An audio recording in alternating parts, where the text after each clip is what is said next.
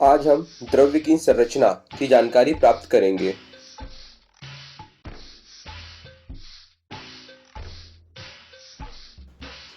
ठोस में अंतर आणविक बल बहुत अधिक प्रभावी होता है, जिसके कारण ठोस के कण एक दूसरे के अत्यधिक समीप होते हैं और वे अपनी जगह पर कंपित होते रहते हैं। अतः ठोस को निश्चित आकार और आयतन प्राप्त होता है।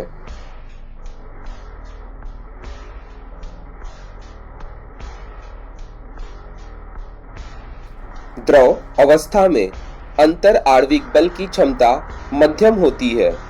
वह कणों को निश्चित स्थान पर रोक कर रखने के लिए उतनी प्रभावी न हो, तो भी उन्हें एकत्रित गठन करके रखने के लिए पर्याप्त प्रभावी होती है।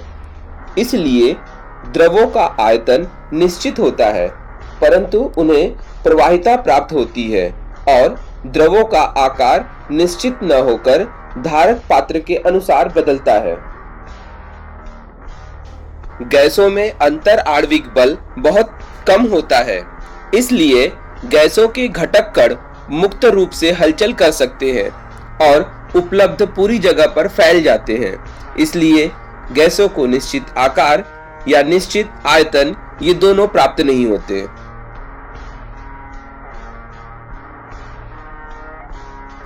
द्रव्य की भौतिक अवस्थाएं तीन होती हैं: ठोस, द्रव, गैस।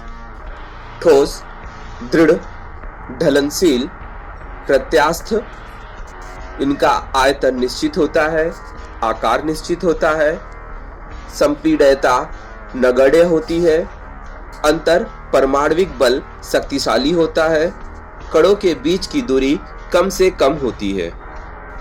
द्रव यह ढलान की तरफ प्रवाही होते हैं, आयतन निश्चित होता है, आकार अनिश्चित होता है। इन्हें जिस बर्तन में रखेंगे यह उस बर्तन का आकार ले लेते हैं। संपीड्यता बहुत कम होती है, अंतर परमाण्विक बल बहुत मध्यम होता है, कणों के बीच की दूरी भी मध्यम होती है। गैस यह प्रवाही होते हैं, इनका आयतन अनिश्चित होता है, आकार अनिश्चित होता है, संपीड्यता उच्च होती है, अंतर परमाण्विक बल बहुत कम होता है, कणों के बीच की दूरी अधिक होती है।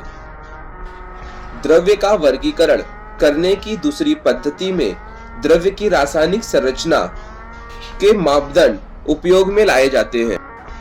द्रव्य के सूक्ष्मतम कण एक समान है या अलग अलग और वे किससे बने हैं, इस आधार पर द्रव्य के तत्व, यौगिक और मिश्रण ऐसे तीन प्रकार बनते हैं। किसी तत्व या किसी यौगिक के सभी अति सूक्ष्म कण, परमाणु या अणु ये एक जैसे होते हैं, लेकिन मिश्रण के सूक्ष्मतम कण ये दो या दो से अधिक प्रकार के होते हैं। तत्व के सूक्ष्मतम कण में एक ही प्रकार के परमाणु होते हैं। जैसे ऑक्सीजन के प्रत्येक अणु में ऑक्सीजन के दो परमाणु जुड़ी हुई स्थिति में होते हैं।